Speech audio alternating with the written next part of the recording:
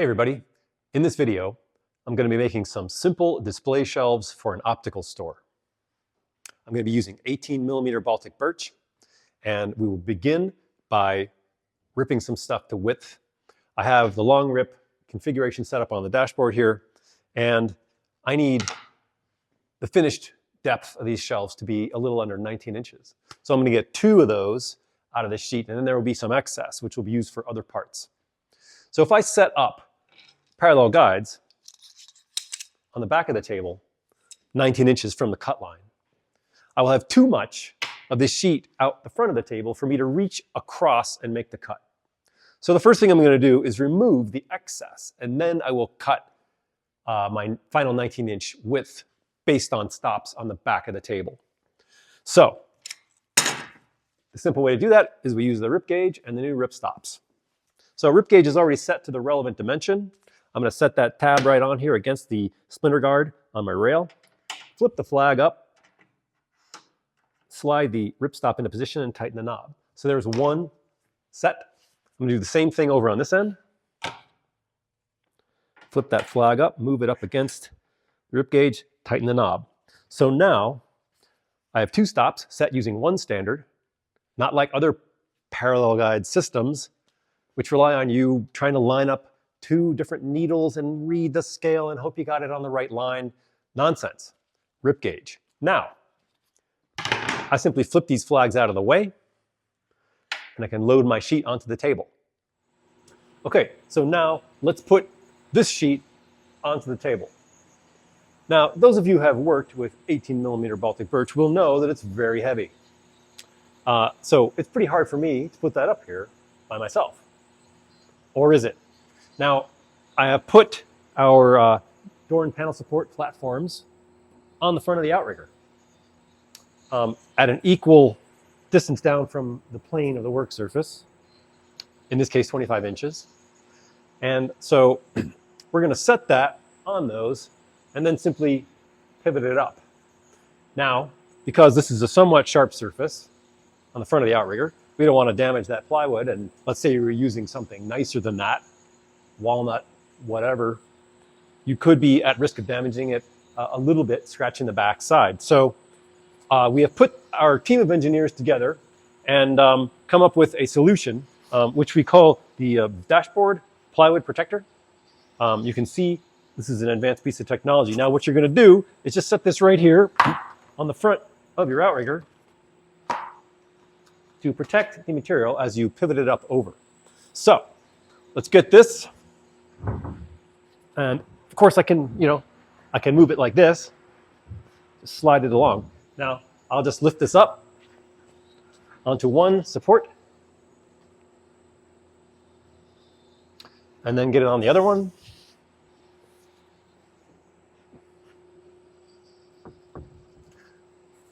So now it's ready to go. And now it's just going to pivot over.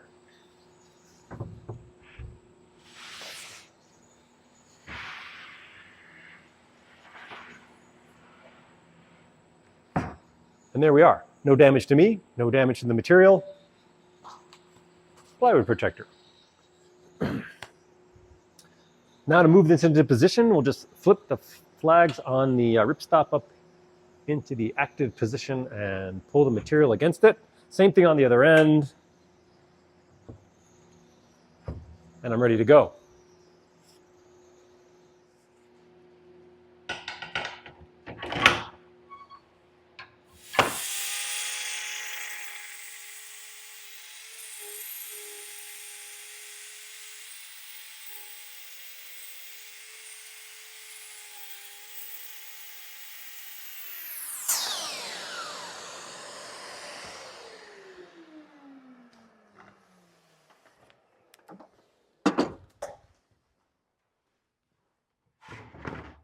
Clean and controlled. Okay, so now we'll set the final dimension. I've reset the rip gauge. In this case, we're going to use our unparalleled parallel guides mounted on track stars off the back of the table. So just lift your rail, put that tab up against the splinter guard on the rail, make sure you're nice and straight. Pull this up against it, tighten the knobs, And that is nice and solid. I'll do the same thing on the other one.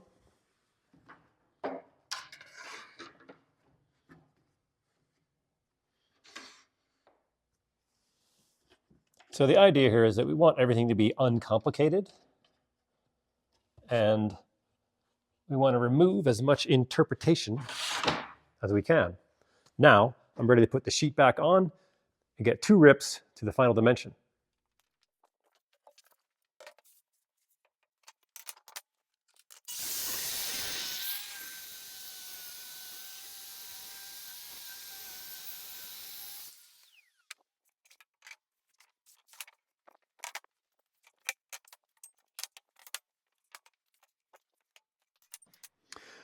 Okay, so let's say that between sheets you had to take the parallel guides off for some reason, you didn't have your sequence right, but now you need to go back and duplicate the width of those parts we just ripped.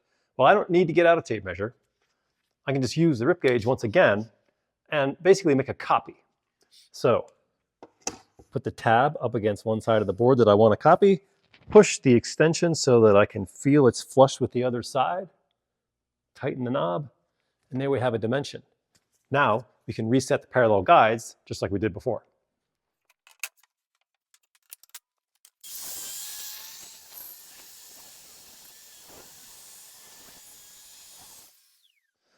So I now have 4 equal rips, nice, clean, controlled cuts. And you'll notice that this whole thing is very organized and creates very little stress on me physically, which is a really handy feature of the dashboard design. So some of this I need double thickness, so I'm going to glue these 2 pieces up before I cut them.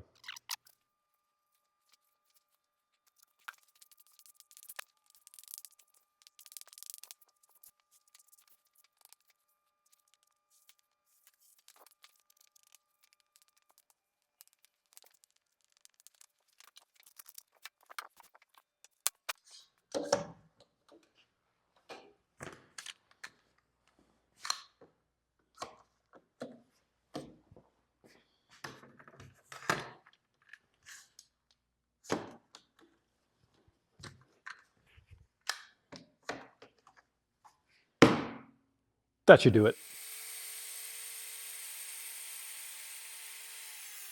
For the sake of variety, I've got a shortcut set up over here. This is an original model.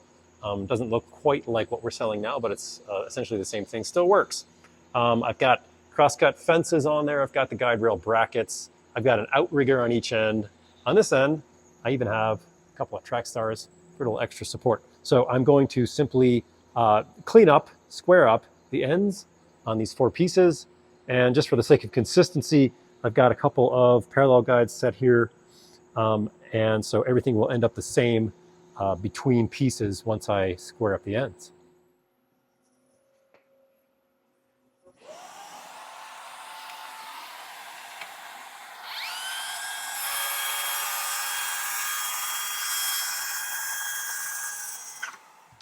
All right, now 2 of these shelves are the same length and the other 2 are 2 other lengths. I am on the shortcut, and the first length is longer than anything I can use with this bench for a reference for a stop on the left side of the cut. So I'm going to make my reference on the right side. So I've made a pencil mark on the board right here. And so I'm going to put this up against the fence and just slide it down to where the cut line is. And I'll bring the rail down so we can see, and just push that up against there. So I am on the splinter guard. So there's my dimension.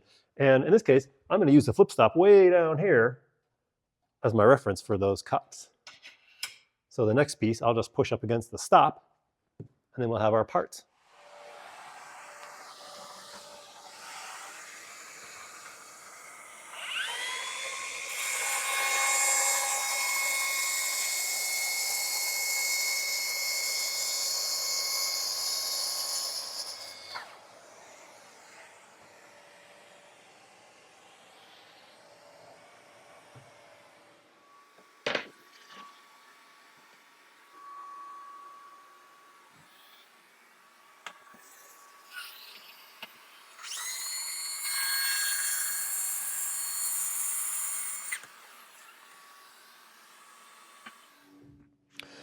Okay, now I want these shelves to appear thicker than they are.